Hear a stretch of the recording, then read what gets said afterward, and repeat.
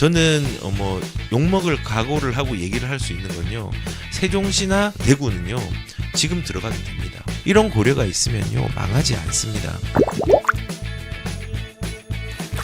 오늘 그 방송 들어오기 전에 어떤 분이 긴 글을 남기셨더라고요. 그래서 한번 읽어드리려고요. 방송으로 얘기를 해드리고 싶었어요. 저는 결론은 뭐냐면은, 내가 어떤 선택을 하느냐, 어떤 상황이냐, 그리고 어떤 가치로 편이 갈리지 않느냐, 뭐 이런 것들을 복합적으로 좀 생각해야 되는 부분이 있다고 생각해요. 그러니까 유튜브들이 폭락론과 상승론자로 나누어져 있대요. 네, 맞습니다. 가격이 내려갈 것이냐, 지금 당장 올라갈 것이냐에 대한 부분으로 이 분법적으로 따지면은 나누어져 있는 건 맞습니다. 근데 집이 없는 서민들은 폭락론 유튜브만 본대요. 아닙니다. 저도 폭락론 유튜브는 챙겨보고 있습니다. 왜냐하면 그분들이 어떤 얘기를 하는지 알아야 되고, 제가 내린 결론은 폭락론자는 고장난 시계에 이제 2번 정도를 맞추는 어떤 상황이라고 생각하고, 장기적인 거시적인 관점보다는 단기적으로 떨어지는 부분에 대한 통계를 되게 논리정연하게 만든다고 생각해요. 그래서 어떻게 보면 상승론자보다 논리가 훨씬 더 탄탄한 분도 저는 있다고 생각을 합니다. 근데 아무튼 이렇게 폭락론 유튜브만 본다고 하는데 그건 아닙니다. 많은 사람들이 보고 비판도 하고 그냥 뒤로 흘려보내기도 하고, 어떤 사람들은 거기에 이제 어떤 가치를 두고 있는 분도 있으신 거죠. 그리고 집이 있고 빚이 있는 서민들은 상승론자 유튜브를 본다고 하는데, 예, 집 있고 빚 있는 사람, 상승론자의 유튜브를 보는 게 아니라 집이 없는 사람도 봅니다. 실제적으로 저랑 상담을 하는 사람은 집이 없음에도 불구하고 이제 그 필요성을 느껴가지고 유튜브를 보는 경우가 많고, 몇 안 되는 집이 있고 돈 있는 부자들은 집값 상승하든 하락하든 돈 벌 일만 남아서 유튜브 같은 거 신경 안 쓰고라고 하셨는데요. 혹시 그거 아시나요? 돈을 많이 가지고 있는 사람들도요, 뭐 유튜브를 신경을 안 쓸 수도 있지만요, 고민들이 진짜 많습니다. 막상 돈이 확 생기면요, 이거 어떡하지라는 생각이 들 거예요. 실제적으로 예전에 공직에 있을 때 같이 있던 친구가 얼마 전에 산책을 같이 했어요. 근데 예전에 이제 부모님 조상이 가지고 있던 땅을 넘겨 받아가지고 거기에 이제 좋은 택지지구가 생겨가지고 거기에서 보상금을 한 30억을 받았어요. 근데 이제 더러 겁이 나는 거예요. 이거 어떻게 해야 되냐. 근데 이제 부동산에 대해서 신경을 쓰는데, 그리고 들어가려고 하는데 막상 들어가려고 하니까는 어떻게 해야 될지 모르는 거예요. 그리고 제 친구가 아니라도 상담하시는 분을 보면요, 돈이 막 100억 이상 가지신 분도 있어요. 근데 주름이 깊어요. 그걸 관리하는 게 너무 힘들어서요. 그래서 이게 돈 벌 일만 남았다고 기뻐하지는 않습니다. 이거를 돈을 가졌으면요, 그 보유한 거를 관리하고 지키는 것도 되게 신경 쓰이는 일이거든요. 그래서 신경을 안 쓰는 게 아니고, 그분들도 유튜브를 볼 수도 있고요, 그분들도 유튜브와 유사한 정보를 득할 수 있는 어떤 매개체들을 분명히 가지고 있습니다. 그런데 확실한 것은 빚이 쌓이면 망합니다. 제가 말하고 싶은 게 이제 여기서부터인데, 제가 확실히 얘기할 수 있는 건요, 빚을 생산적으로 활용하느냐 소비적으로 활용하느냐에 따라서 이거는 망하느냐 재산을 지키느냐 증식시키느냐의 부분들로 확 나눠집니다. 근데 이분이 예를 들었어요. 나는 25년 전에 경매로 부동산을 사고 은행 빚을 끌어쓰고 나중에 본전도 남김없이 없어진 경험이 있습니다. 투기도 운이 따라야지, 아니면 망합니다. 사실은요, 투기가 아니라 투자라고 저는 표현하고 싶고요. 투자는 운이 아니라 내가 가진 기준을 가지고 행동을 해서 기다림으로써 나타나는 거예요. 근데 이게 단순하게 운으로 하면은 로또가 낫지 않겠어요? 이거는 운이 아닙니다. 부동산도 분명히 어떤 기본적인 부분의 경제 상황이라든지 뭐 수급이라든지 금리라든지 여러 가지 다양한 것들을 분석을 하고 조사를 하고 입지도 충분히 이제 고려를 해야 되잖아요. 이런 고려가 있으면요, 망하지 않습니다. 하락장이라도 투자를 할 수 있고요, 상승장이라도 투자를 할 수 있습니다. 운이 아니라 투자는요, 경험과 거기에 대한 기초 베이스를 행동으로 옮길 때 이제 할 수 있는 거지, 이걸 해가지고 무조건 망하는 건 아닙니다. 그래서 이분이 얘기를 한 거는, 우리 집 사람이 삼성화재 경매를 배워준다고 해서 배워서 해봤는데 결국은 갭 투자, 그리고 은행빚과 집세로 90%, 내 돈은 10% 여러 채 사서 죽고 싶을 만큼 마음고생하다가 본전을 까먹고 말았는데 지금까지 그 영향으로 내 집도 없습니다. 이거는 투자를 잘못한 부분으로 한 거지, 이걸 보편적으로 볼 수는 없어요. 제가 얘기하고 싶은 건 이거예요. 빚을 활용한다는 건요, 이제 양날의 이제 칼과 같아요. 칼을 좋게 쓰면은 요리를 하는 데 써서 사람들한테 서비스를 제공할 수 있는 거고, 나쁘게 쓰면은 사람을 해하는데도 사용할 수 있잖아요.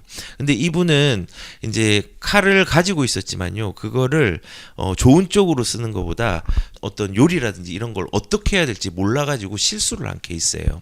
25년 전에 경매로 집을 사서 큰일 났고 빚으로 잘못됐다고 했잖아요. 근데 이분 같은 경우는 제가 그래서 그냥 여기 그래프를 한번 그려봤어요. 25년 전 2021년을 따져서 지금 25년이면은 96년도 정도 되겠죠. 96년도에 가격이 올랐습니다. 그런데 이 떨어짐을 견디지 못하고 집을 이제 포기한 부분이 있을 거라고 생각해요. 더 세밀히 가면은 이런 세부적인 상황들로 과거의 이력들을 좀 살펴봤으면요, 가격들이 우상향을 하고 정책에 따라서 가격들이 등락이 있다는 것들을 분명히 체크를 할 수 있었을 거예요. 물론 여기에 이제 유동성도 포함이 돼야 되고 뭐 이제 금리에 대한 부분도 봐야 되고 경제에 대한 기초적인 것도 봐야 되지만요, 이런 식으로 등락이 있다라는 것들을 분명히 체크를 할 수 있었는데 그런 부분들을 알지 못하고 아쉽게 던졌기 때문에 이 까먹었다는 거죠. 그래서 저는 이제 여기서 좀 얘기를 드리고 싶은 게요, 이분은 기다리지 못했어요. 부동산 가격을 결정하는 건요, 첫 번째가 인플레이션이에요. 그리고 그 인플레이션 플러스 기다림이 필요한 거예요. 그리고 그 인플레이션에는 변수들이 되게 많아요. 금리가 변수가 될 수도 있고, 유동성이 변수가 될 수 있고, 공급량이 변수가 될 수 있고, 뭐 다양한 것들이 그 어떤 인플레이션 시장의 변수로서 계속 유기적으로 작용을 한단 말이에요. 근데 그게 아무리 작용을 한다고 하더라도 지금 현재의 가격들은요, 우상향을 계속하고 있었어요.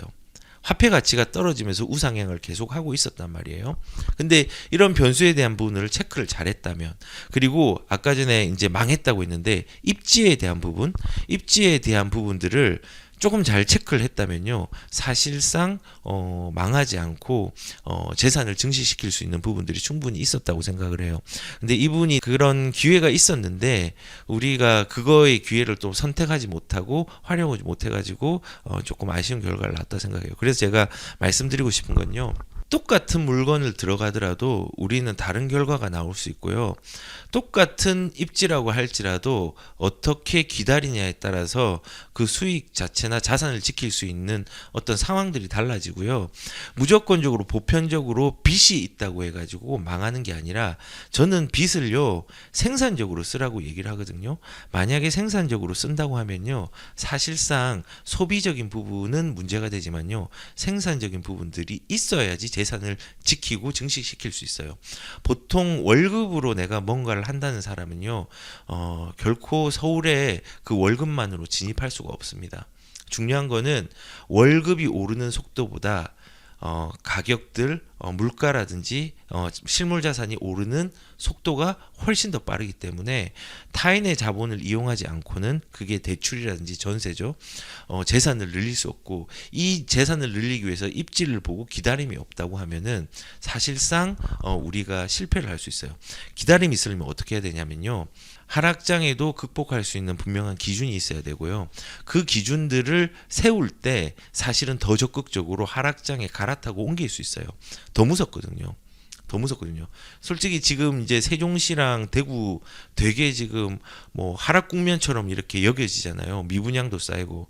여기 들어갈 수 있으실 것 같아요. 저는 뭐 욕먹을 각오를 하고 얘기를 할 수 있는 건요, 세종시나 대구는요 지금 들어가도 됩니다. 그럼 욕먹겠죠.